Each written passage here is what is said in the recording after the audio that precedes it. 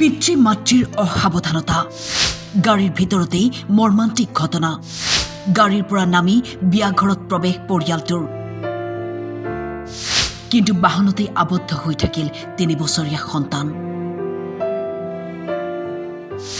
ৰাজস্থানৰ কোটাত সংঘটিত হ'ল এক শ্বাসৰুদ্ধকৰ ঘটনা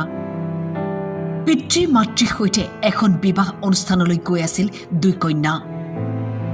বিবাহ ভৱনত উপস্থিত হোৱাৰ পিছতেই প্ৰদীপ নাগৰ আৰু তেওঁৰ পত্নী গাড়ীৰ পৰা নামি যায় গাড়ীখনৰ পৰা নামি আহে ডাঙৰ ছোৱালীজনীও লৰালৰিৰ মাজত পিতৃ মাতৃয়ে পাহৰি থাকিল 3 বছৰীয়া কন্যাৰ কথা হয়তো স্বামীয়ে ভাবিছিল পত্নীয়ে কোলাত আনিব বুলি আনফালে পত্নীও একেদৰে হয়তো ভাবিছিল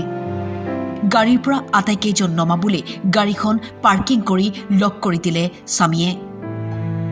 আৰু প্ৰৱেশ কৰিলে বিয়াঘৰত কিন্তু বাহনখনতেই আবদ্ধ হৈ থাকিল 3 বছৰীয়া সন্তান কিছু সময় বিয়াঘৰত কটোৱাৰ পিছতেই হাহাকাৰ লাগিল পৰিয়ালটোৰ সৰু ছোৱালীজনী ক'ত প্ৰায় 2 ঘণ্টা পাছত গাড়ীৰ ভিতৰত অচেতন অৱস্থাত উদ্ধাৰ হ'ল ছোৱালীজনী হয়তো অক্সিজেনৰ অভাৱত ছটফটাই আছিল গাড়ীখনৰ ভিতৰত কোনেও মন নকৰিলেনে কণমানিজনীক সন্তানটিক চিকিৎসালয়লৈ নিয়া হৈ যদিও তেতিয়ালৈকে হয়তো বহু দেৰি হৈছিল লৰালৰিত কেতিয়াবা কি ঘটিব পাৰে চাওক অসাৱধানতাৰ বাবেই কাৰোবাৰ জীৱন শেষ হৈ যাব পাৰে শ্বাসৰুদ্ধকৰ এই ঘটনাই কঁপাই গ'ল ৰাজস্থানৰ কোটা নিউজ ডেস্ক টাইম 8